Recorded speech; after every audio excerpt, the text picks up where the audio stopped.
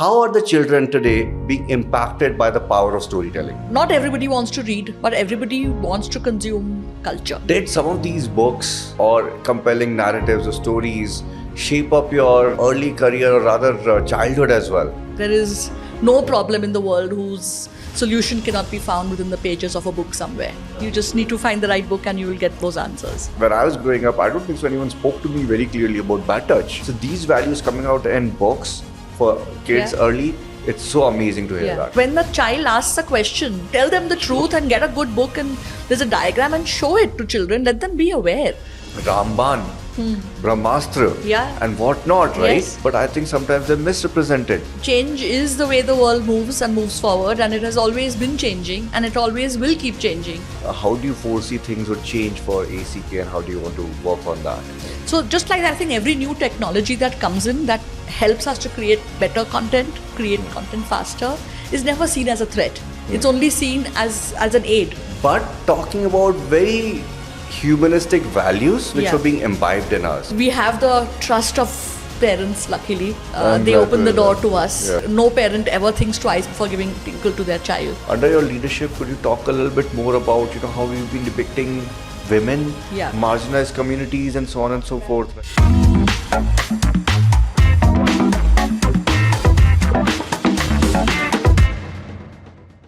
The Hustle Group Company. Let me introduce you to the Hustle Group Company. It's a lifestyle brand that's redefining streetwear through the power of fashion, self-belief, and resilience. The second one being Discover Dollar, which is an AI-driven tech company that helps brands and retailers recover hidden dollars from overpayments and leakages. DocsNow's intelligent platform empowers businesses of all sizes to rapidly collect, manage, govern, and collaborate on the data front, transforming your documents and making sure there's an impact on the business bottom line, all in a secure and a single environment. Hello everyone, welcome to yet another episode of the Innovators and Disruptors Podcast. I'm your host Abhay Tandon, and today's episode we're going to get you immersed in the world of comic books to graphic novels and the amalgamation of beautiful art of storytelling along with the rich culture, heritage of India, and how that has been kneaded together, weaved together in the form of beautiful, meaningful, value-driven stories. And for that, we have an amazing expert who's joining us today. And we're going to also be touching about a lot of interesting characters that we have grown up listening to or reading about them. For example, Supandi or Tinkle, or Panchtantra and so on and so forth. So it's a very exciting episode. I'm very excited to welcome Preeti Vyas, who is the CEO and President of Amar Chitra Katha. Thank you so much, Preeti, for being here. Thank you, Abhay, for inviting me. Pleasure to be here. Very excited, looking forward. Likewise, super excited. I'm sure the people who are going to be watching us, they're going to be super excited as well about the amount of, interesting information, perspectives, and interesting facts that you're going to share with us. Very interestingly, I know your journey has been that of 30 years, and a bunch of very, very different things. So we're going to get into some of those aspects about how have you been able to become the leader that you are today, how you've been able to create that impact. And before we go deeper into any of these aspects, I want to start off the conversation by asking a very simple question. How are the children today being impacted by the power of storytelling? I think storytelling has always been. I mean, India has a 5,000-year tradition of storytelling. Right. So storytelling is in our it's in our DNA, I think. And whether it's this generation, the previous, or the future ones, I think stories are what craft our personalities and they make us who we are. And the impact, especially at a young age, is very, very profound. And the medium keeps on changing. Right. The format might change, but at its soul, the impact a story has on development of character and personality is very foundational. That's amazing to hear, right? In fact, I think when I was growing up, Panchtantra was a very, very obvious thing in our heads because we read about these stories of through animals. Characters. Yes. But talking about very humanistic values which were being imbibed in us, right? If you say lies, then this is what happens. If you are cheating, then this is what happens. So we were talking about the fallacies of the world and explaining that these are the things that we should not do. At the same time, these are the right things to do, right? And that, like you said so aptly, creates the character and the moral fiber of the society, right? As the kids grow up. So thank you so much for sharing that. Did some of these books or compelling narratives or stories shape up your early career or rather childhood as well? Yeah, so that's a beautiful question because I actually grew up in a family of book lovers. Oh wow. Our home was filled with books and magazines. My dad was a doctor by profession, but a very, very voracious reader. My mom is a lawyer by profession, also a very avid reader, 2 elder sisters.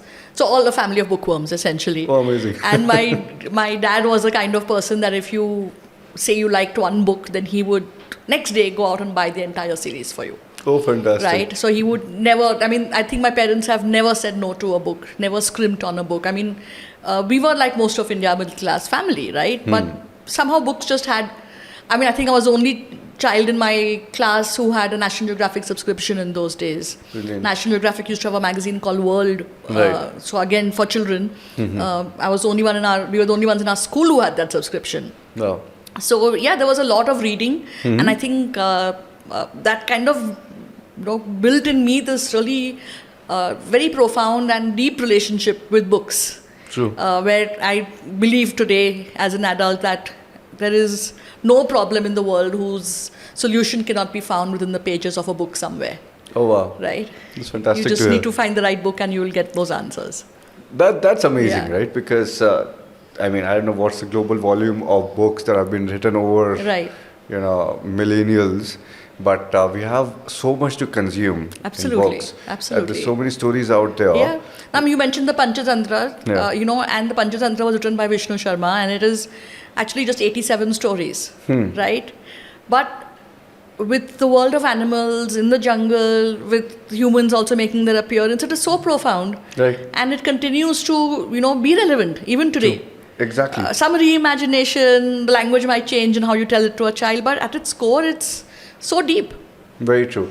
I want to go so much deeper into this particular conversation, but before that, I do want to also understand a little bit more about, you studied physics, Yes. right? You had a love for books from childhood. You studied physics, and now you're the CEO of a very iconic company. Yeah.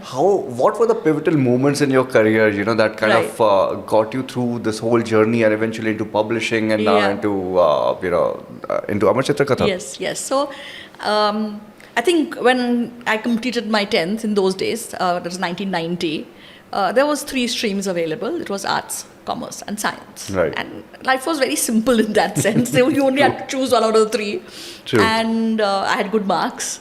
And, since I was the youngest in the family and I was always known as Smita Ruta's sister in school because we went to the same school, and I got really fed up of that tagline of always being compared or being known as their sister, and they were both super achievers. Okay. So my eldest sister did arts, the second one did commerce, so I said, "मैं science करूँगी." Okay, I will do something different. I will go to a different college. Got At it. that time, of course, retail was just coming up, and there was an Economist cover story on modern retail and how it was impacting the world, and I got fascinated by the whole idea of modern retailing and where Right. it was. In life, you would not be stuck to a desk. You would always be walking around, you'd be meeting people, you'd be changing things around, and you'd be seeing and merchandising and category management. All of that seemed really interesting. So Very that's how I did interesting. my postgrad in retail management. I went to Australia and I was there for 2 years, and I started working when I was there. So it was Toys R Us, which was my first job. So Okay. it was an entry-level job. So I was stacking shelves and, being at the checkout and stuff like that. And along with that, I did multiple other jobs, including waitressing at an Indian restaurant on weekends and giving tuitions to younger students and multiple things, right? Multiple things. And it was a fabulous 2 years. And I came back in 97, and I then worked with Sony Music, then with Crossword. Then I went to Globus. So it was all in the world of retail. Retail, yeah. And a lot of retail content, right? And at Crossword, I began to understand the importance, the love for children's books. And of course, I had always had that love. So could see how children were interacting and how modern retail was impacting children's content. Right. So that kind of, those seeds were sown, and I decided I wanted to open my own store. So I worked at Globus for 2 years, but I was saving up money to open my own. So when I was 26, I started my first store. It was called Kids Town. It was a children's learning store. So books, multimedia, stationery, all for children. I ran it for 3 years. And again, it was a great experience. But that experience taught me that in the world of retail is essentially a trading business. You're buying from someone, selling to someone else. There is no IP you're creating. There's no IP that you own. And if you don't have your own IP, that as a business model, it's always going to be weak. Right? Makes sense, yeah. So I realized that yes, you need to have your own IP, otherwise I can't scale this up. And I couldn't see the scale up option of that business. So it was a very difficult decision. So I decided to close that store down. I didn't want to be, I was always too ambitious to just be happy with a 500 square feet store. I wanted to do too many things in life. So then my ex-boss from Globus had joined a Future Group as the CEO. So he said, Ajao, come and work with me again. So I went back there. I did 1 year of operations, which was a lot of customer experience management, running the loss prevention cell, doing a lot of operations summits, things like that. Because Future Group that time already was a very large chain. Right. And then at that time, Mr. Biani decided that they wanted to get into the world of books retailing. So Amazing, my boss said, you don't have to look anywhere. Preeti's here. She has all the experience, all the knowledge. So that's how that kind of came to me. And we set up Depot, which is a chain of bookstores. Right. And we added that. We started from scratch. And by the time we finished, it was a 67 crore business. So it grew up. It grew really, really fast and built from scratch. It was very, very satisfying. And then Fun Okay Please happened. And then Amar Chitra Katha happened. So that's the... that's the journey. That's fantastic, right? So, sorry, I kind of, the answer was a bit long to what you asked, but I think to answer the original question is like, when I meet my friends from retail, ex-colleagues, they are sometimes surprised that, how come you're running a publishing company now, right? How come you're running Amar Chitra Katha? But when I meet school friends, at school reunion, nobody is surprised because I was always so much into stories. Right. I was a class storyteller. If the chief guest would be late, they would send me up on stage to tell, the assembly a story to keep them quiet. True. So that relationship with stories is very, very old, So That's none of my amazing. school friends find that surprising. They're like, oh, that's a perfect job for you, Preeti. Yeah. I mean, and I think sometimes people don't understand that in a whole supply chain. Yeah. There are a lot of elements that you imbibe from different places. That's true. In my own personal journey, I did my engineering in biotechnology. Wow. Right, I was a lot into research. I was supposed to do my MS and PhD in human genetics. Cut to today, I'm not related at all to that. Right. But it brought a scientific temperament in the way I approach innovation today. Yes. Right? No experience has been a waste. No experience has been useless. Everything has, comes back to help me at some point of time. This happened all the way back in this place, right? Right. And you have a learning from there. I'm sure, and that's fantastic, right? Because not everyone gets to experience all those aspects that you just mentioned, right? So you've had a very diverse career as well. In fact, very early, like you mentioned, you got into entrepreneurship. You had experience of setting up your own store and understanding how that retails out as well, right? So that's fantastic. And then how did these experiences, and including the setting up of 100 depots, if I'm not wrong, can you talk to us a little bit about that journey as well in Future Group? Because like you said, it became a multi-crore, multi-thousand crore business, right? Very, very quickly. Right. What was that experience like? So I was the first employee and I started off that business, and the whole idea was because the ethos of Future Group was the mass market. So the mass market of books had not really been done in the way that we were envisioning it, and it was beautiful to build that whole chain. So we had Depot, we had 100 stores, which included stores like little shop-in-shops, like 500,000 square feet kind of shop-in-shops inside Big Bazaar, ones inside Pantaloons, ones inside Central. We had our own standalone stores. We had about 15 standalone stores of our own. And it was a beautiful journey because, again, it was in so many of the places where we opened, it was the first bookstore, or there was no bookstore ever. Right? And we were very clear as a team that we did not want to put the bookstore in a glass enclosed. We didn't want to make it intimidating, and we didn't want to make it premium. So it was selling in a very democratic way, right? And I felt like there's an offer on tomato ketchup, and there's an offer on surf, and there's an offer on dictionaries right next to it. Pile them up and sell them, right? A lot of people from the industry look down upon it, that you're disrespecting the dictionary. How can you sell it next to tomato ketchup, or how can you sell it? I said this is the ultimate respect for it, because in a way, with this pile of 200 dictionaries being here, 200 dictionaries have gone to 200 homes today, which would not have gone otherwise. True, very true. So you're actually introducing. So we did that. We did a lot of really large numbers in terms terms of number of books we were selling. And that led us to think that why are we only buying and selling again? Right. So why don't we do our own private label publishing? So that was my first experience with publishing as such. So for example, Robin Sharma's monk who sold us Ferrari. If you do nothing, you're still going to sell 10,000 copies a year or 20,000 copies a year. So why am I just buying from the publisher and selling it? Why don't I get them to make a special imprint for me? Right? With my logo on it and have some control, on the production values, and then control the pricing to a certain extent. Right. And control the margin as a result. So although it is still the same book, it stands out in its own way. Plus my margin has really improved. And the publisher is happy too because he's getting a confirmed bulk order where he can afford those margins. So we began doing a lot of, then we started working with Sanjeev Kapoor and Tarla Dalal and Neeta Mehta, do a whole range of cookery books which they made only for us. Wow. So that happened, private label publishing happened. We started, one of India's first self-publishing platforms was Depot Self-Publishing, where, today of course it is a very, mainstream, but in those days I'm talking of 2007, right. 2007, 2008 was the first self-publishing platform available. We sold really large numbers, so Chetan Bhagat's book, 5 Mistakes of My Life. I still remember my hand shaking while signing that PO because it was in those days, I think for a long time we held that record of being the single largest PO placed by a retailer to a publisher. It was 75,000 copies in one PO. Wow. So those kind of crazy successes, and it was very, very satisfying. But then of course 2009, the subprime crisis and the recession and all that happened, and then there was a decision taken to get out of all the non-core businesses. Right. So unfortunately it was decided to wind up this business. And exit from that category altogether. Very difficult, heartbreaking, but I also happened to be pregnant at the same time. So I was like, okay, maybe this is a sign from the universe to finally, I was 35 and having a kid. Right. So Neil was born in 2009. Wow. And then I didn't want to go back to full-time work. After having worked continuously since I was 21, I was like, you're a parent, so Right. more out of greed than any kind of guilt, just wanting to be having more time with this child. Very true. So that's when I decided to start something of my own again, and Fun OK Please happened. Amazing. So Fun OK Please was contemporary Indian content for children, and I ran that I continue to run it. In fact, it's never been closed. It continues to run. Yeah. Fantastic. I mean, some very interesting takeaways, right? One that I remembered very early in this particular point that you made was about, a cross between growth hacks and planograms. The dictionary use case that you spoke about. Yeah. Only someone with an innate sense of how some of these growth aspects could be hacked. Yeah.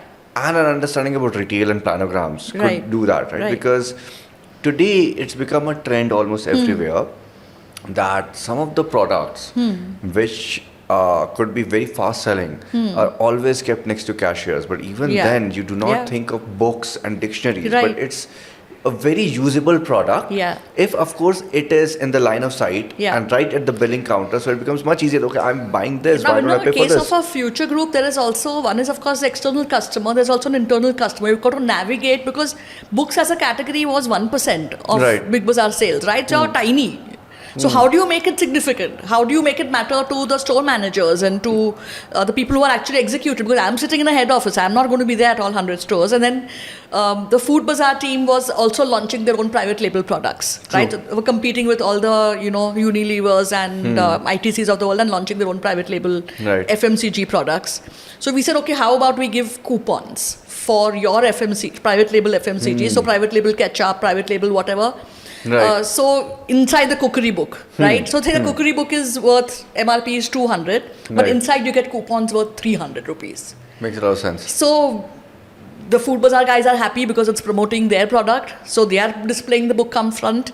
The consumer is happy because I'm practically getting it free, and I'm happy because I've moved so many books out. So you've got to, there are multiple stakeholders in any situation, internal, external, and it has to be win-win-win for everyone. That's the way the growth happens the fastest. Wow, that's amazing. That's amazing. It's you made it sound so simple, right? I'm sure it's definitely not as simple, right? You talked about multiple factors, and coming with some background in retail, I understand that how complex the situation can be, right? With so many different stakeholders like you mentioned, and even the financials of it being very complex, right? You simplify it by saying that vouchers could work, but internal calculations Yes. for the different P&Ls for different verticals Right, and heads right. are so complex Yeah, and yeah. to account for every Right. aspect, But right? that poor private label guy, business head, he also has a target, right? He has to ensure that the private label is accounting for X% of the consumer's basket. Exactly. He has target on comparing it with, so he needs to do whatever he can to push that product out. True. Right? So everybody's having their own, as long as you can align with each other's goals, magic can happen, right? Amazing. So after Neil, Fun Okay Please. Yeah. How did that transpire? What did you do there? You've been still running that Yes, business, yes, right? So yes. How was that journey like? So I wanted to do something of my own again. And by this time I had so much experience with books, with publishing. So that was a natural sort of low-hanging fruit for me Right. to take on.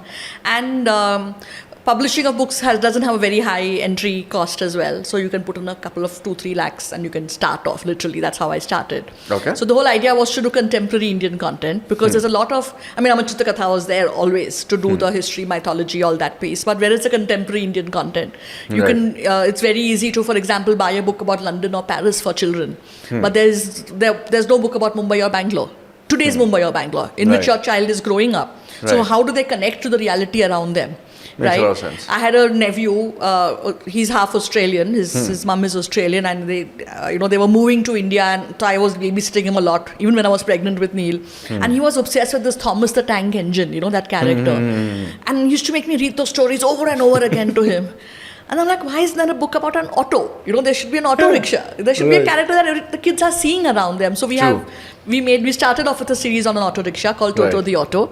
And we had a bunch of stories on Toto the Auto. Then we had a bunch of series on Indian cities. We Wow. have a book that talks about embracing your skin color and like body positivity, Amazing. about spreading kindness, random acts of kindness through a movement called Your Turn Now, which is created by Rishabh Turakya. So a lot of interesting books, all contemporary Indian content. Right. A very difficult business to run. Publishing is very hard to make money in. So I struggled a lot. But Yeah. finally, after 8 long years, that business was profitable and it was doing well. And that's when the Amar Chitra Katha offer came. So, Fun Okay Please, in addition to the books we published, we also did a lot of books for schools. We made content for schools as well. And we did a lot of co-publishing work. So very satisfying that as a startup, we were doing work with HarperCollins, with Penguin, with Scholastic, with the biggest names in publishing, co-published books with both logos on the cover. Right. So I felt like, okay, this is something that as a 7-year-old company, we are able to, collaborate with the world's largest publishing house, and that's really good. It's giving it that strength. So about 75-80 projects had already happened in Fun Okay Please when the Amar Chitra Katha offer came. That's amazing. I mean, I was when you were giving me this answer, you're sharing these perspectives. There were a couple of things that came to my mind, right? When you spoke about cities, I remember, that I saw Mumbai through the eyes of books like Maximum City Right. or Suketu Mehta, if I'm Yes, not yes, wrong, of course. and Shantaram, Yeah. right, where I came to know so much about Dharavi. Yeah. And And it was- Dogri and the whole underbelly of Mumbai, exactly, right? And I was like, wow, this is such a detailed account. To be Yeah. honest, when I first went, I studied from SP Jain, Mumbai. So when I went to SP Jain and then we were traveling to France, we bought the leather jackets from Dharavi's market, right? Or somewhere around Yeah, that. yeah. So I did not go into the exact slums. Right. But when I was passing by and I could see some of those things, I could relate. I'm like, this is this what is I what it read, is. right? Yeah. So I could start seeing, but Yeah. this is so fascinating because kids today, like you said, Yeah. right? Two very interesting points that you spoke about. One is the mode of communication because they're so exposed to that. Yeah. In US, there was a very funny survey result that came out. A huge chunk of kids did not think about chicken as a bird. They thought of chicken as food. Food, yeah. Today, kids in the cities, in the urban populace, a good chunk of them are used to cabs. They're not used to auto rickshaws as much, right? And of course, it depends from a city to city as Yeah. well. But train rides have reduced significantly because airfares for the middle class is becoming much more Yeah. affordable. Correct. Right? So there's so many aspects about life that they do not relate with, or as such, or if even if they relate with, they don't have any readable material about them, right? So contemporary understanding of these, plus skin color is so critical today. Why? I mean, I'm glad that you brought this up, because today there's so many social stigmas that are getting gradually, they're moving out of the systems, right? There's conscious effort to move away from that, be it sexual wellness, be it skin tonalities, and so on and so forth. And getting this information to kids very early on is so critical, I would say. It is critical, absolutely. You not said it better. You know, what is it that called bad touch? Yeah. Right? We see so much of negative news. I mean, it's not negative, it's unfortunate that there's a lot of, news around people behaving in the most erratic and stupid ways possible. I mean, it's it's a criminal offense, right? Yeah. And sexual education comes in so late in life. Yeah. Bad touch. When I was growing up, I don't think so anyone spoke to me very clearly about bad touch. Absolutely. And today it's almost necessary for kids, irrespective of the gender, to be spoken about this, right? So these values coming out in books for kids early, it's so amazing to hear that. And there are like today wonderful books available by Indian authors who have, like Anju Kish writes books for children on sexual awareness, right? And when the child asks a question, don't give a random answer that, fairies and dwarves and gnomes are... No, just tell them the truth and get a good book, and there's a diagram, and show it to children. Let them be aware. Very true. And somebody who has dedicated her entire life to this subject, buy a book written by an expert. Exactly. So you owe him an authentic, true answer. Right. Exactly. That's what you owe him. In fact, recently, 2 issues back in Tinkle, we did a whole piece on menstruation. Right? Okay. For children, and surprisingly, the letters that came in from children, and we got a lot of love from children. Thank you for explaining this. And letter from a boy saying that, I'm 8 years old and I did not know, and I didn't know whom to ask. And when I asked, I was told that this is not for you, this is for girls. Right? And thank you for explaining it in Tinkle. Brilliant. We also had an angry parent writing in. That whose permission have you taken to write, to publish and talk about menstruation in a children's magazine? So those people are also still there in society who have a problem with it, right? There's still stigma associated with that. Yes, and that's even... So when I told Gayatri, who's editor-in-chief, that congratulations. She was worried about that letter. I said, congratulations, because this means you're doing your job right? Exactly. Our job is to push the envelope, and our job is to help children. So very happy to share that Abhilash at the age of 4 has probably more books than we do. Wonderful. I mean, he has a library where we've done the Montessori style, so it's so at a nice. Low height. So nice. He you can guys go are pick model up parents, man. No, so good. Wish. Because this is when I do workshops for parents on how to encourage children to read, one of the things I say is that don't make a fancy bookcase and put the children's book somewhere on top. Yeah, exactly. It has to be accessible. The child has to be able to access it. And please update that library. So the child physical growth is visible to the eye. So you keep buying new clothes every 6 months because this has become short, this has become tight. But remember, the brain is also developing at a similar pace. So you need to stimulate the brain and the mind also with fresh content. You can't keep saying this book you've had since, this is your favorite book since you were 2 years old, so keep reading this. No, you have to keep updating that library. No, in our case, we had to try to create a balance with some physical games as well. Yes, of course. Because he was a lot into books. He still is, right? So we are glad about that, because that's something that we both are very proud of. Right. But you will, now he's only 4, but you wait and watch, because my son is 16 now. Right. And I can visibly, of course, I'm a proud mom, and I think all parents think their kid is the best, and my kid is very cool.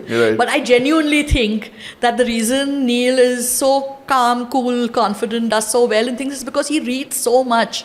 Right? That things his awareness of the world is just different. His maturity is different, his consciousness is different. He can absorb things very quickly. Right. No, that's amazing. It makes a big impact. No, I'm so happy to hear that, because one of the things that I did want to ask you is, as a single parent, how difficult was it to raise Neil, specifically considering that you've been running so many things on the side?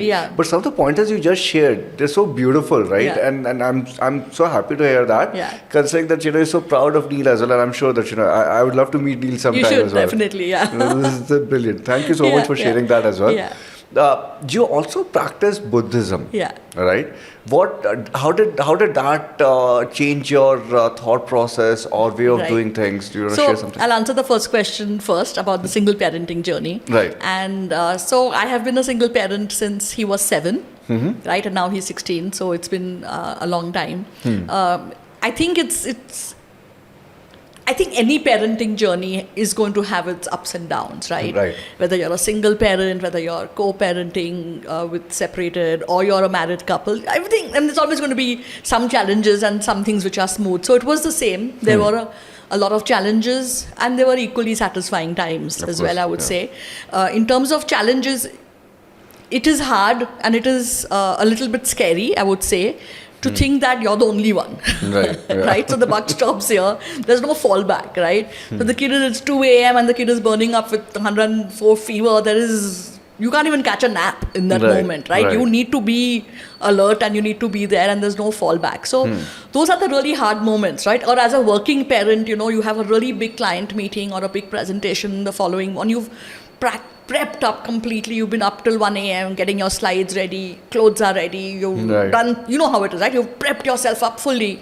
And then at 7 a.m, this kid says, I don't feel well. Like, oh my God, no, you don't get to be sick today. Right. But these things happen, and you've got to completely think on your feet and figure out, So those were are difficult moments. But in terms of the positives, I think it's also that feeling of both of us knowing we have only each other at home. Right. So there's the fights don't last long. The anger doesn't last long because we know eventually we've got to go back to each other. So we forgive each other quickly. We have a great friendship between us. That's so right. So like last night I had 2-3 important meetings. At 11 o'clock at night I was talking to him on the phone and he asked me, how did that meeting go? And did you guys get that contract? And I'm talking to him like a friend and saying, can you believe this happened? And he knows all my team members. So he says, oh, what did this one say? Oh, that's typical of him, So he's very much a part of my world. I'm very much a part of his. Right. And I think that being a single parent has given us that closeness and that trust with each other. That's so beautiful. That's so beautiful and commendable for you to have done that, because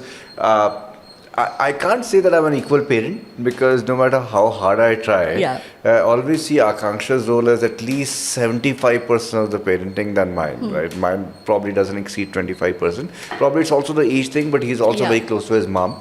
Right. He loves playing with me. I am the guy who he has a lot of mischief with. Right. Unfortunately, it's not that I don't have a heart. Yeah, but that keeps changing. That keeps changing as they grow.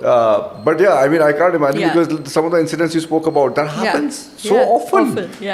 That we both have important days at work, and then we take a call about who's going to do what, right? Because if he's fallen sick and he can't make it to school today, then someone has to be at home. Even though there's a nanny at home. Correct, of course. One of the parents has to be at home, there, right? So we take turns and stuff. And managing it alone is going to be a very difficult task. And I think for me, we separated, and immediately, like within a year, pandemic happened. Oh yeah. And Neil's dad was in London, so there was like really no one, and I was so scared at that time. What if I get COVID? Like the initial days when you had to be hospitalized, I was like, what if I have to be hospitalized? You start thinking all these things, and it's really frightening. Yep. But touch wood, he's an amazing kid. I think that's made the job a lot easier. We human beings, especially the modern life that we have and the Western education we've had, we selectively question things. Right now, whenever you put a switch, the light is going to come on. Right. Every time you put the switch on, you're not thinking consciously, are the electrons moving from negative to positive? You're not thinking that. Yeah. You just know that when I put the switch on, the light is going to come on. True. Right? So you don't question that. But then something else you want to question at every interval, right? True. In fact, a lot of science fiction movies today are not so meaningful, because even books, a lot of science fiction books are not meaningful because they talk about building up the whole plot, a lot of depth into that, and suddenly the solution to that is, this scientist created this device and you press the button and boom, you're right, it changes, right? Everything is sorted. Exactly. I'm like, dude, what the hell? There's no scientific basis to what you just said, right? You built a brilliant plot and then you just threw it away, right? Very true. There's a very interesting book called as The Hieroglyphics, Stories of the Future, right? Which is written by Neil Stephenson. Okay. Neil is the same guy who is also supposedly coined as the father of metaverse, right? He, kind of got a budget together to bring in a lot of interesting writers plus a lot of scientists to talk about science fiction in 2050. So it's not far futuristic, but it's futuristic enough with the underlying principles of science to actually talk about science fiction. Correct. Which will still have creative liberties, but it will motivate a lot of people to now solve for those problems scientifically. Having said that, historically, and since we're going to talk about Amar Chitra Katha as well, our history talks about Ramban, Brahmastra, Yeah. and whatnot, right? Yes. And I always wondered if a lot of these stories that I hear, the beautifully crafted stories, but I think sometimes they're misrepresented. Because what if they're talking about science and technology and the people who were translating it for all these centuries yeah. have not been able to comprehend properly? Correct. Maybe when they are praying before releasing that bar Yeah. or energizing that barn, Yeah. right, the arrow, they are releasing that energy into Yes, it. yes. They're collectively sourcing that energy Yeah. and pushing it out. And we think, I don't know, whatever is happening and, a barn is going and how it's so silly that, in today's Yeah. day and world, Yeah. we talk about guns and bullets Yeah. and rockets. But that seems to be much more powerful. Yeah. Because maybe it was not represented well. Yeah. And that brings me to my next perspective as well. That in the changing day and the world, the way it's changing digitally, how's your experience? So if you want to talk about that perspective first too. Yeah. But, kids are going from comic books to graphic novels. Is that a change that you're observing? What are the other changes? The way a lot of these characters are being represented as well. It's no longer the representation of the 70s and 80s or 60s. Yeah, right. Things are changing quite significantly. What do you think about that? So yes, absolutely it is changing. But I don't think that this is the first time this change has happened. Of course, yeah. Right? Change is the way the world moves and moves forward, and it has always been changing, and it always will keep changing. Right. The beauty of the entire, India and our storytelling and our stories, our mythology, our culture, our history, is that it's like the ultimate open source platform, right? So we've had, so many versions. For example, the Ramayana, there's 150 versions of Ramayana. True. Now, which is the valid one? All are valid. All are valid, true. Right? Nobody will say this version is not valid or this is wrong. Right. They all exist. They all have very differing storylines. And some of them, Sita is the one who kills Ravan at the end. Oh, wow, right? is it? Yeah, Okay, I didn't yes. know that. Wow. So there are those versions, there's tribal versions where multiple things are happening, right? Ultimately, I think the point of the story is to learn something from it, right? True. And to interpret it in your own way. So I think one of the reasons why Indian mythology or Indian stories continue to thrive is because they have been the most flexible. They've adapted with times, they've adapted with age, adapted to the needs of the current needs of the population, and that's why they continue to remain. So sure, it could be oral storytelling on some scroll, it was being written, then printing technology came in, so books came in. Right. Remember when books came in, it was also considered to be, people were very scared Right. that what will happen to, the how can anybody just read? You need a Right. special skill to read. You should be able to, only the wise can interpret the written word. You True. can't democratize it. You can't print books like that for everyone, right? Right. It was looked down upon. Yeah. Or similarly, when the audiovisual medium came in, we thought books are going to die. Right. So I think new forms, new formats, that's the way of the world, that's the way of progress. New forms and formats will keep on coming up. Right. Whether it is at Amar Chitra Katha, the way we look at ourselves as, we are storytellers. Brilliant. We are not worried about what is the format that the consumer wants to consume the story in. We are agnostic. Wherever you are, we will make our story available. And if there is a way, like digital is big, okay, we'll be on digital. There is audio is happening, okay, we'll be on audio. If 5 years or 10 years from now, there's a way to digitally stream directly from our server to your brain, we'll do that, True. The point is the story. The point is the Brilliant. story should continue. The point True. is the story should reach the end consumer, should Yeah. reach the audience, whatever way or form it reaches. So comic book becoming graphic novel, becoming something else, becoming interactive book, becoming a digital only thing, becoming an e-reader, fine. All of that is fine. Fantastic. I'm not in the least worried about it. It doesn't cause me any anxiety at all. True. I mean, that again is very profound, right? Because you said that, your job at ACK or Amar Chitra Katha's job is Yeah. to make sure that the stories continue. Continue, yeah. It's beautifully crafted. It has a lot of values to Right. it, and they continue. Yeah.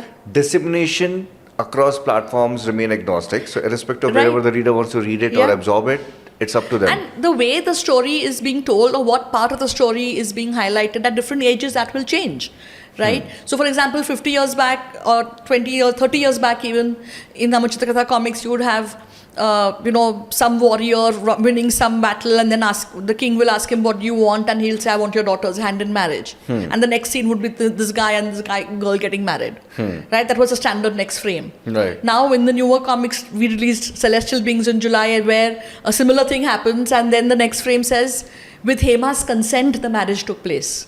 Right? So we brought in the angle of her agency in her own marriage. She needs to say yes.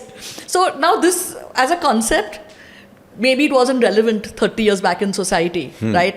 Maybe fair skin was, that's how we looked at, there was a product, most popular product was Fair and Lovely. Yes. Now today's modern sensibilities shuns that. Yeah. So the way we tell our stories, the themes we pick, the angles we choose to highlight, it also has to evolve. Fantastic. Necessarily it has to change, because that's the only way you will be meaningful to the current generation. Very Otherwise, Amar Chitra Katha becomes a nostalgia brand. Right. Exactly. Which is a collector's edition for people in their 40s and 50s.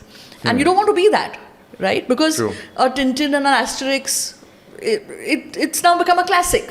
Right? The whole Indrajal comics which were there when I was a kid, Mandrake and Phantom. Now today's generation doesn't know them. True. Very and true. if we were to even republish them, they would only be bought by people for nostalgia. Right. No child of today's generation is going to find that Phantom interesting to read. True. Very So true. if you don't adapt, if you don't modify, if you don't become relevant and play in the world of the child, you will never be able to connect with that generation. True. Fantastic. That makes a lot You of can't sense. sort of hire us and say, oh, this is the story of our gods, which means you have to read it. It doesn't work like that. It has to be, you have to engage the child's mind. Very true. Makes a lot of sense. And I think that is where the illustrations being more modernized as well also makes a lot more sense. A lot of purists are very upset by it, that how can you do this to the classic Amar Chitra Katha, and how can you change the style? So if you are so passionate, you can go and buy the old comics. We still print those. Right? But with due respect, I am not creating new comics for 40-year-olds. Right. We are creating new comics for today's 10-year-old. 10-year-old who's consuming Marvel and who's consuming the best of the world. If I have to compete with that, we have to make it relevant. True, very true. That's a fantastic point, and I think couldn't agree more, because more often than not, I see in my child's play group or age group as well, the friends that he has, they're all inspired by a lot of Western characters, not as much by the Indian characters, because it's gradually fading away. And it's almost imperative that, and I'm glad that, for example, when I was at Comic Con, I saw Supandi there, and I saw a lot, and we made sure, of course, we in our household at least, we make sure that Did you like our booth? We had a large booth at Bangalore. It was a very large one. It was a big surprise. I did not see that coming, and I was like, wow, this is like me and my wife here, because we grew up in that environment, right? We loved it. And then we realized, that there's so much more happening at ACK. In fact, very interestingly, we saw that when I was doing some research, I realized on the Instagram page as well that it was the first Indian publishing house which was represented at San Diego Comic Con as well. Yeah. Way back, quite a few years back, right? 2023. 2023. 2 years back. 2 years back. And that was fantastic, Yeah. because, I think this information, these formats, these stories need to be disseminated globally as well. Right. And in fact, fantastically, I was noticing that, during COVID, this was a very, it was a difficult time for, the world at large. I realized that, under your leadership, ACK was going digital first very quickly. They were able to change that approach, and that led to a lot of positive outcomes for ACK. Do you want to talk a little bit about that? Yes, of course. One of my favorite stories. So actually, I had joined the company in August 2019. And in March 2020, the pandemic happened. So I was literally just settling down and understanding how things worked.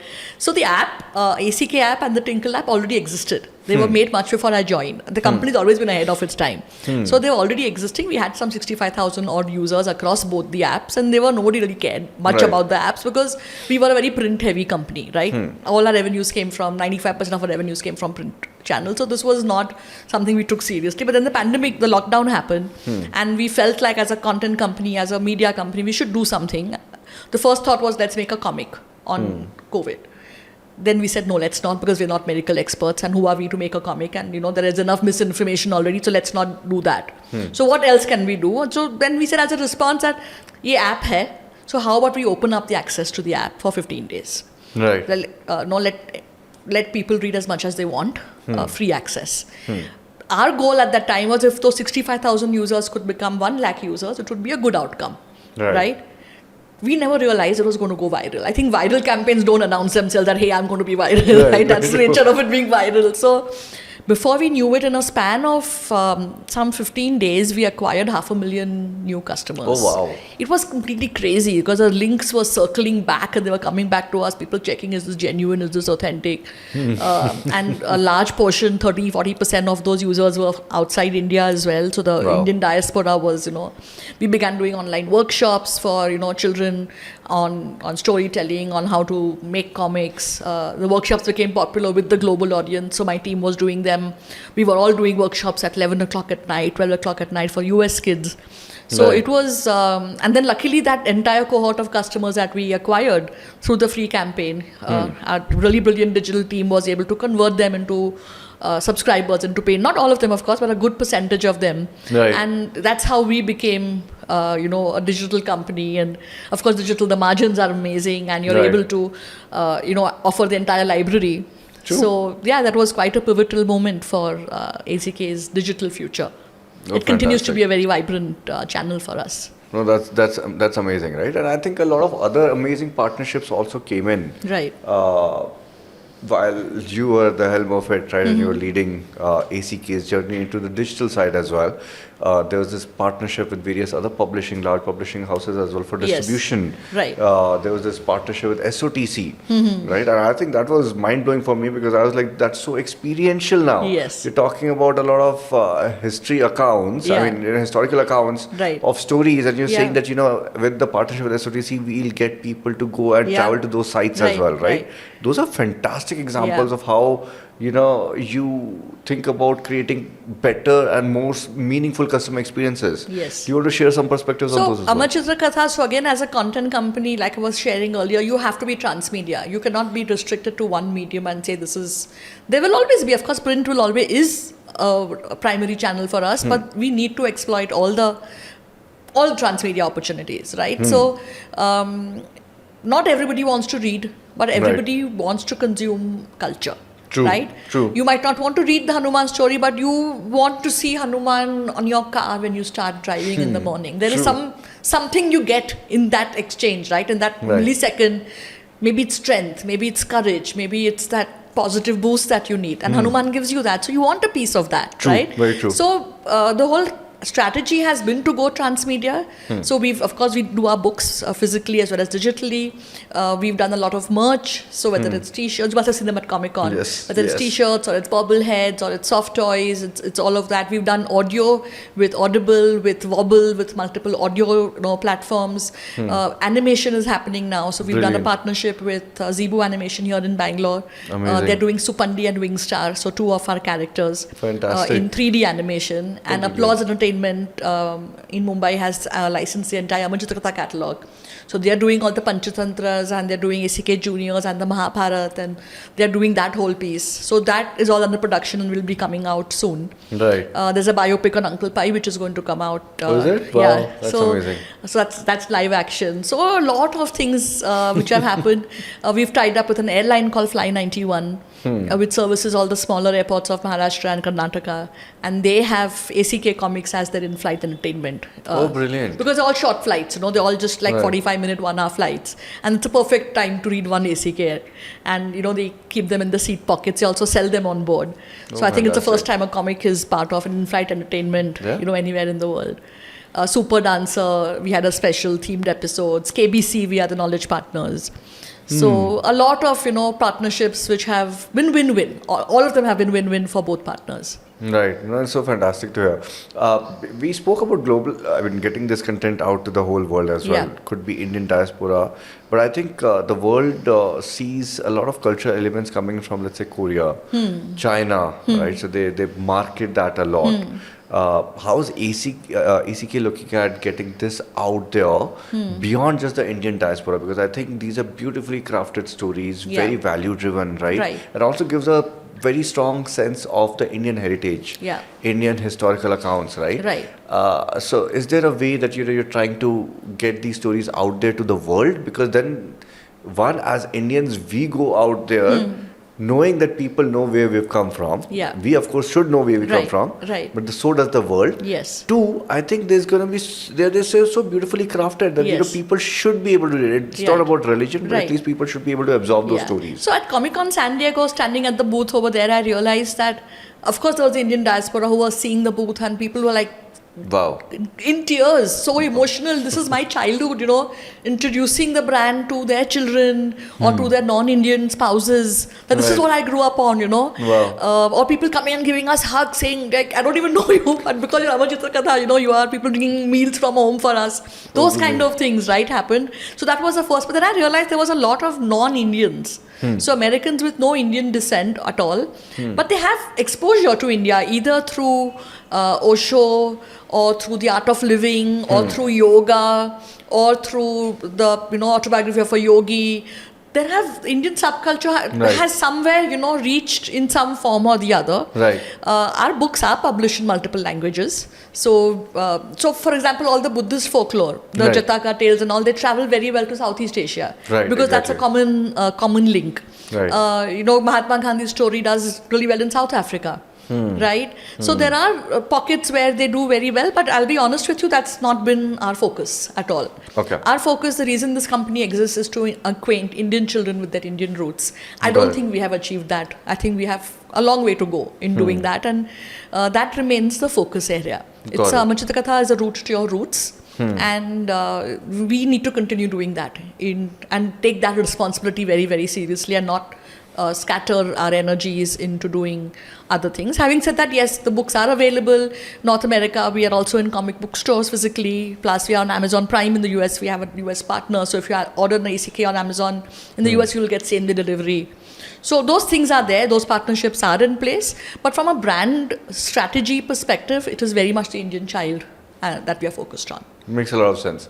And in fact, impact is not just measured in the form of how this is being distributed, but also the kind of content that you're talking about, the values that come with that, right? Yeah. In fact, under your leadership, could you talk a little bit more about, how you've been depicting women, marginalized communities, and so on and so forth, right? Through various stories and formats. Yeah, so in Amar Chitra Katha, so Reena Puri is our editor-in-chief, executive editor. She's been with the company for over 30 years.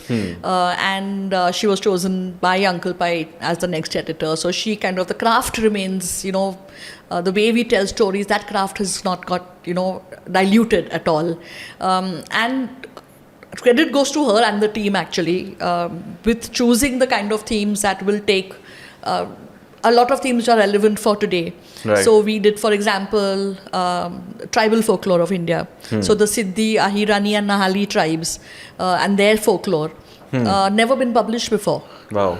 Right? So we had to go and talk to the tribal leaders, the elders in the tribe. They told the stories orally. We wrote them down, came back and made an ACK out of it. Wow. And they were so amazed and they were so thrilled that, our stories are finally going to be in a book, right? Yeah. Otherwise, once those elders pass away, they're lost. Exactly. The stories go with them. So we've done tribal folklore. We've done a lot of books on whether it is social leaders. We did Savitribai and Jyotiba Phule last year. A lot of the women pathbreakers of India. Wow. The ones who were part of the Constituent Assembly. When India's constitution was made, there was 200 people in the Constituent Assembly and 22 of them were women. Who were those 22 women? What were those stories?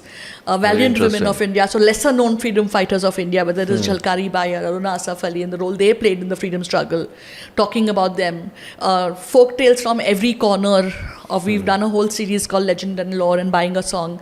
These are, whether it is, Punjab, Maharashtra, Gujarat, we all know, but then the book also contains folk tales from Nagla land, from Ladakh, from Spiti Valley, from Andaman Islands. So folk tales from every state of India done in an art style from that state.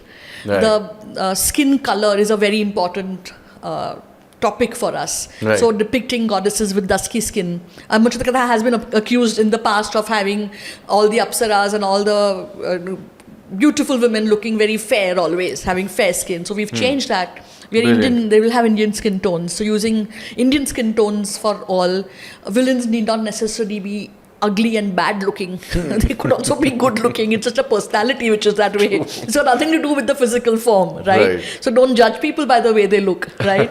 So a lot of these things, small and big, whether it is ageism or marginalized communities, in Tinkle, the kind of work that Gayatri and her team are doing, talking about teenage depression amongst children. Nobody will talk about this because it's like a taboo almost to talk about it, but it is real. Makes and children have questions. What is depression? Is it that I'm sad? Is that what depression means? So doing a whole story on a child going through depression and how the family and how the school support him. Right. It's an important story, a very, very important story. Or gender stories, or what it means to be, why do you are in a family, if it's a boy and a girl, why is the boy given the video game and the girl given a dollhouse? So there's a story where she's saying, I don't want the dollhouse. I like playing video games. Mujhe video game chahiye. And or depicting single parents, divorced parents. So again, Tinkle having that mirror to reality which children want to know about. Very true. Yeah. So this is the new ACK and the new Tinkle. We have the trust of parents, luckily. They open the door to us. They no parent ever thinks twice before giving Tinkle to their child. True. So we have that trust. So we take that trust very seriously, very responsibly, and push the envelope on giving children what they need and what they want to hear about. Makes a lot of sense, and that's so brilliant, and so happy to hear that, right? If you were to write a letter to Uncle Pai today, talking about how the current situation is, and how the company is doing, what would you tell him? I actually do that. It's Uncle Pai Day on 17th September. It's his birthday. Okay, wow. So we celebrate his Uncle Pai Day and we write a letter to him and we give him a report on everything that's been happening. So so I think, fantastic. I never, unfortunately, never got a chance to meet him. But from whatever I hear from the team who has, Reena, Savio, Gayatri, all three of them have worked with him. Plus there are still people in the company also, other people have worked with him. He, again, was not a religious person. He was a great storyteller. He was very, very knowledgeable, and he believed in the power of stories, and he believed in the importance of Indian stories for children. Right. So I think in that sense he would be happy that we are still not just, and for us as a team, we've been very passionate that we don't want to just live off the legacy created by him. What are we doing then? Right? We're not here to just repackage and sell old content. So creating new is sort of our thank you gift to him. Right, saying that you gave us this treasure which we are protecting, which we are preserving, which we are continuing to cherish, but at the same time we are taking that legacy forward by doing new stuff, whether it is new channels of distribution or it is new kinds of stories or new imprints. We have an ACK Junior, we have a My First comic, which is, actually I should send it to you, it would be for your son's age, for a 5-year-old. So it's really simple stories, right? It's really like 2-3 word kind of, in a speech bubble it'll just be 2-3 words, or it'll be a panel without any words on it. So the child gets confidence of early reading.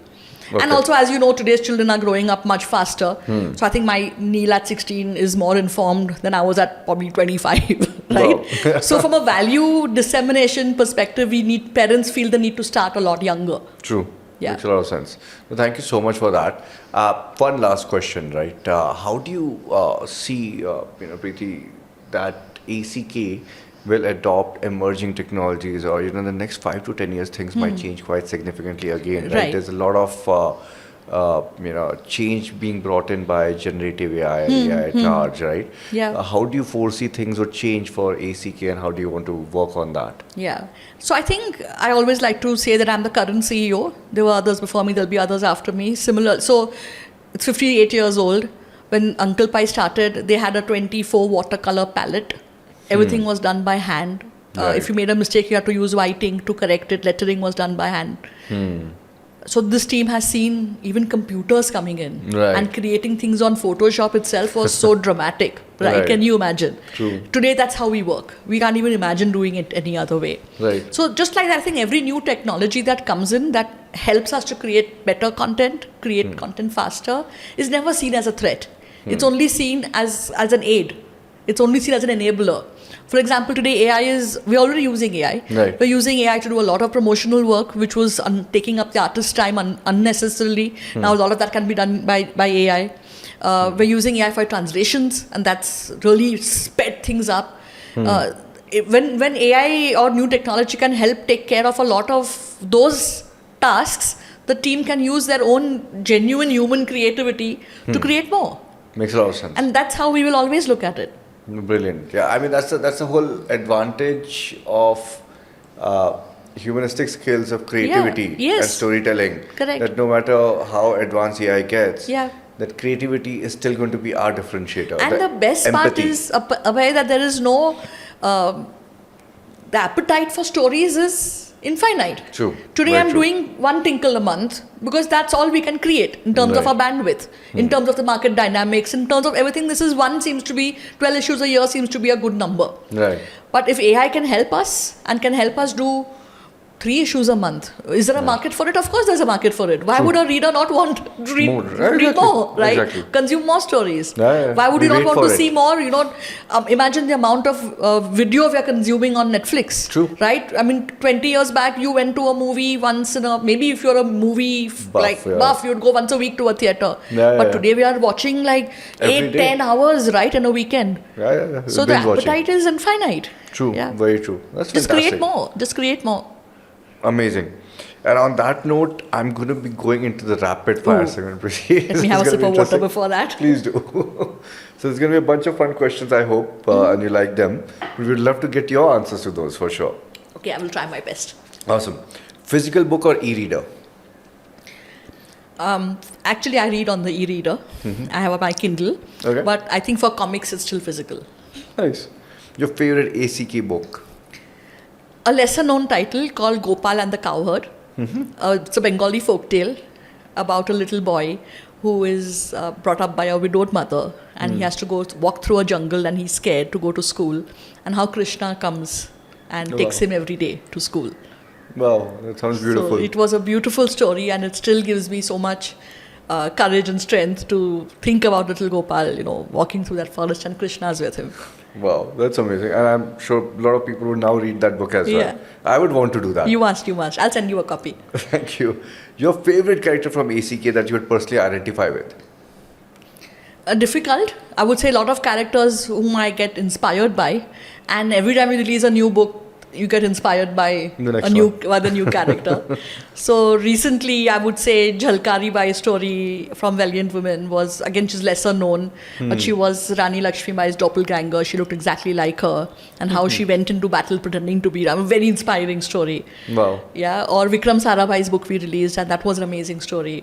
We released Adishar and Pirosha Godrej, and how nation building, right? When they created that Godrej Navtal, they were told to write made in England on it, because the Indian market will not consume anything that's made in India. It will be looked as an inferior product, and they refuse to market it. They refuse to say we will not release it at all. Right. So the kind of contribution towards nation building that has happened, not just from the freedom fighters, but from so many different people. Right. I've always been inspired by all those stories. Fantastic. And that's amazing again to, make a list out of these and read those as well. Thank you so much. A mythological figure that you think would make an excellent CEO? Oh, that's a good one. I like to think of Ganesha. I know it's not the first name that comes to mind, but I think Ganesha is the Vignaharta. Right. And I think that's what a CEO needs to be. Makes a lot of sense. That's what I like to think of my role as. That, you have teams, and you have people doing respective jobs in a team, in a company. You have to trust them. Right. You have to have faith in their ability to do their own job. But you have to be standing behind them as a Vignaharta. Whatever obstacles, whatever challenges come their way, it's your job to remove them and allow them to do theirs. Makes a lot of sense, and that's amazing. The most unusual place you have found yourself writing or editing? It would be, I think, under the table. Okay. My son had gotten to a phase of going under the table to read. Right. He found it very fascinating. And I had work to do, so I joined him over there. That's nice. That's very sweet. Complete the sentence. The secret to great storytelling is? Authenticity. Wow. Yeah, makes a lot of sense. And a book you recommend that most people haven't heard of? You mentioned that, right? Yeah, I think that would be a good one. Gopal and the Cowherd is a very sweet book from Amar Chitra Katha. Yeah. If ACK were to create a comic about your life, what would the title be? Oh my God, no, I haven't thought of it, and I don't think I'm so great that ACK should create a book about me. So You have a very, very strong leadership style and very prominent one. I mean, if at all. Do you have any title in mind? She worked hard. She worked hard. Wow. Okay. Okay. So that is going into the biography stage. Right. Okay. Got it. If you could have dinner with 3 authors who are living or dead, who would they be? Okay. So one name I can think of is President Daisaku Ikeda, who was the president of the Soka Gakkai, which is the Buddhist organization I'm a part of. He passed away just last year, and he has left a very profound library of books. He has authored, I think, 200-300 books, beautiful books, and he would definitely be one of my top guests. Wow. Yeah. And Anant Pai would be definitely a second one. Just to have a conversation with him about everything that he has done and continues to inspire us with. Right. And amongst the current authors, one of my favorite Indian authors is Amitav Ghosh. It's his Ibis trilogy itself is so amazing. If you've not read it, I would highly recommend. I will. For a walk into Indian history and how, I mean, the kind of world he can build.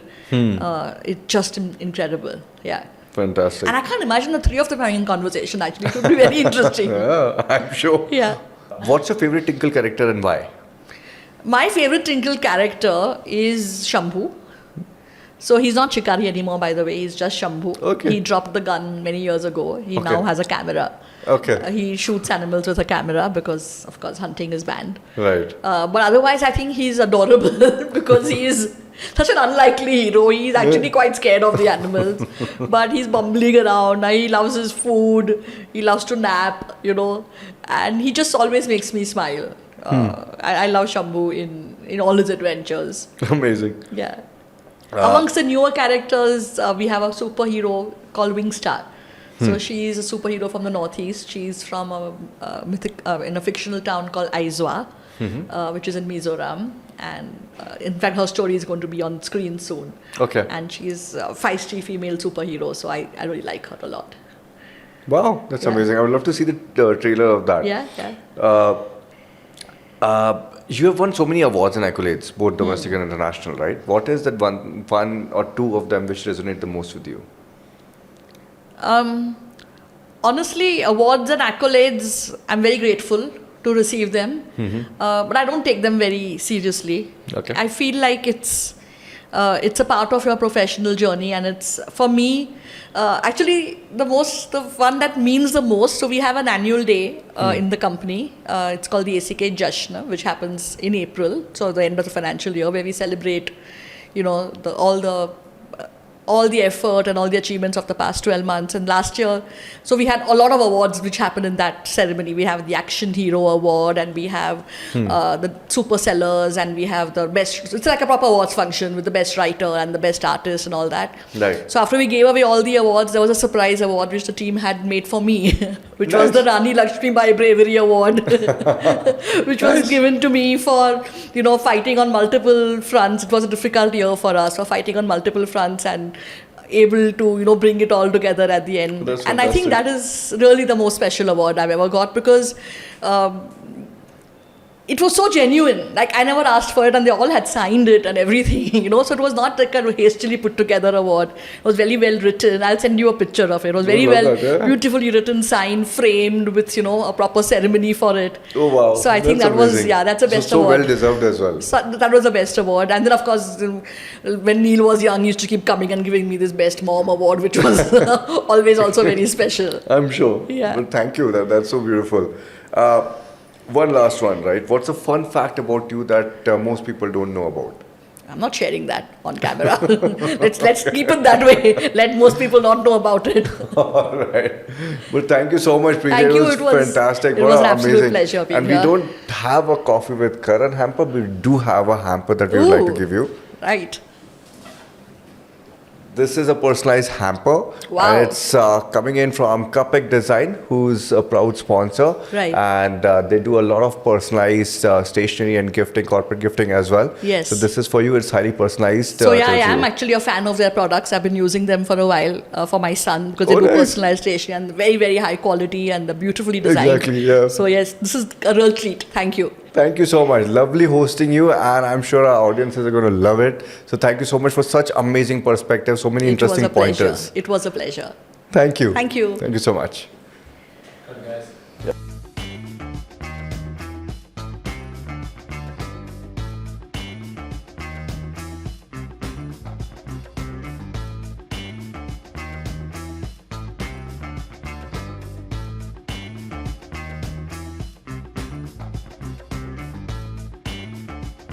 Feel free to share your perspectives through comments, subscribe to the channel, and do send us some suggestions as well. Thank you.